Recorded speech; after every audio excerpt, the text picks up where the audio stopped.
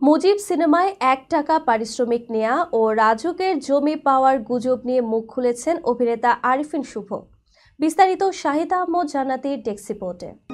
ঢাকায় সিনেমার বর্তমান সময়ের অন্যতম জনপ্রিয় নায়ক আরিফিন শুভ শেখ মুজিবুর রহমানের জীবনী ভিত্তিক চলচ্চিত্র মুজিব একটি জাতির উপকার এ বঙ্গবন্ধুর চরিত্রে অভিনয়ের পর বেশ কিছুদিন আড়ালে ছিলেন তিনি।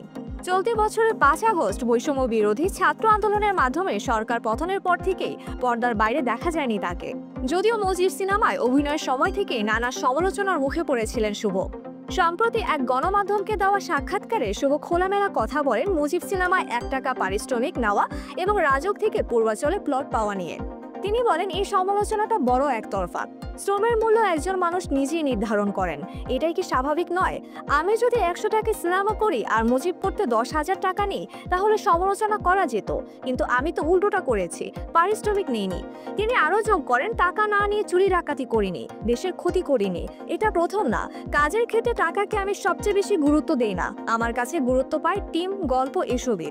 ১৯-২০ সিনেমার জন্য যে অঙ্কে চুক্তি হয়েছিল তার পুরোটা নিইনি। তবে অনেকে মনে করেন মুজিব সিনেমায় ১ টাকা পারিশ্রমিকের বিপরীতে পূর্বাচলের রাজকের জমি পেয়েছেন শুভ। এ প্রসঙ্গে তিনি বলেন, ১ টাকার পারিশ্রমিক আর পূর্বাচলের জমি এক সুতায় গেঁথে যে গল্পটা ছড়ানো হয়েছে সেটা মুখরোচক গল্প।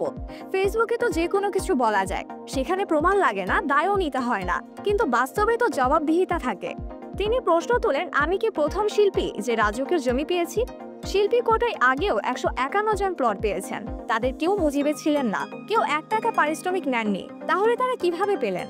শুভ বলেন, আমি নিয়ম মেনে আবেদন করেছি, সরকারি নির্ধারিত অর্থ জমা দিয়েছি, বাকিরাও ঠিক একইভাবে পেয়েছেন। কিন্তু আমার ক্ষেত্রে গল্পটা এমনভাবে বলা হচ্ছে যেন সিনেমা আর জমি একে অপরের বিনিময়। যারা গুজব ছড়াচ্ছে তাদের উদ্দেশ্য তথ্যভিত্তিক প্রশ্ন তোলা নয়, বরং বিভ্রান্তি তৈরি করা।